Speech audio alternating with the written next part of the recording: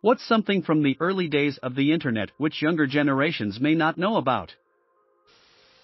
The need to set a good away message on AIM, since it may be up for over a day before you can get back on. Under construction banners, images, and gifs. They were on every page. The page was always under construction. You'd put one there while you were writing the HTML, then take it out when the final version was done, but way too many people never bothered with that step. Before it was all corporate. So many homemade pages, for any interest you could think of. I don't mean MySpace or Tumblr either. Crappy HTML, blinking graphics, instrumental music in the background. I met one of my oldest online friends in 1997 through a site he made for our favorite band. We were email pen pals for years before social media was a thing. Yahoo used to have what was intended as a top-down directory of the entire internet, created by hand. It was incredibly useful at the time. I always thought the biggest thing a younger person would notice is how hard it was to access, period. Not the difficulty signing on, but finding a place to get on.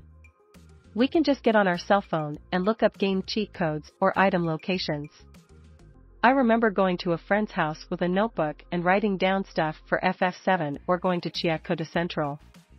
Fast forward to like 2007 and I was still going to a friend's house and printing off Vice City codes and item locations. Many brands having child-friendly sites that had flash games and no monetization beyond it being an ad. Played Nabisco minigolf a lot.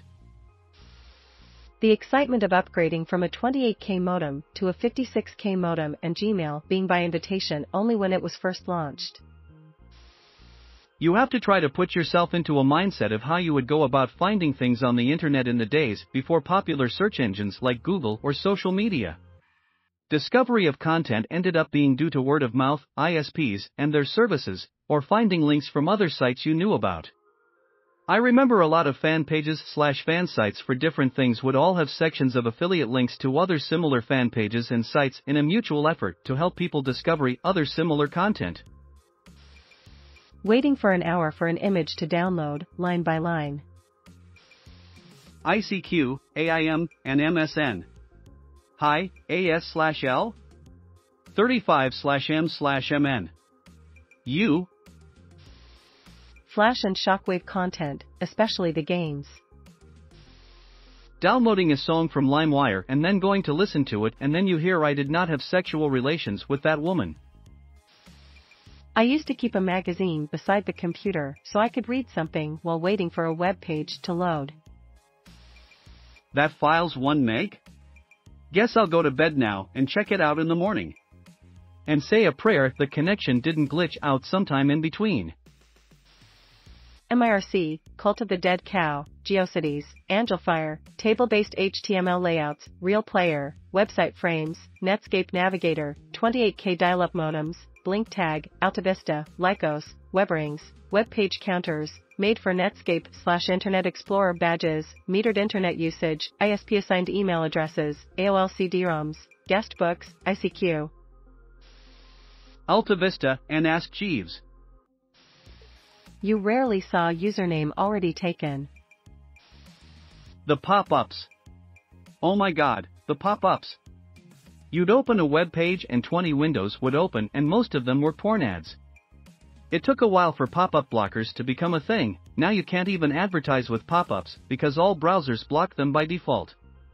I still occasionally refer to my ad blocker as my pop-up blocker. In the very old days, to send email you had to explicitly list out all the computers the mail would have to be routed through to get to the destination. Thank you Eric Allman for SendMail. I remember one of my friends asking me, "Have you heard of YouTube?" And I said no. That computer's speakers could predict phone calls. Being offline. Now everyone is online all the time, but going online was an actual limited time thing you went and did and then when you were done you got offline. Now being online is a permanent state of being.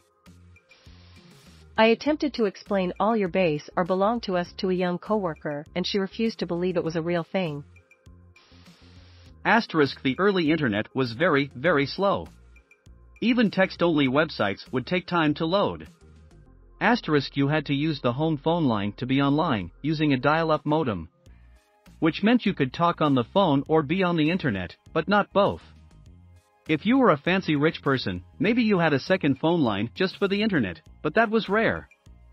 And this was way before cell phones, when landline phones were much more important. Asterisk my friend had a Prodigy account, which predates even AOL.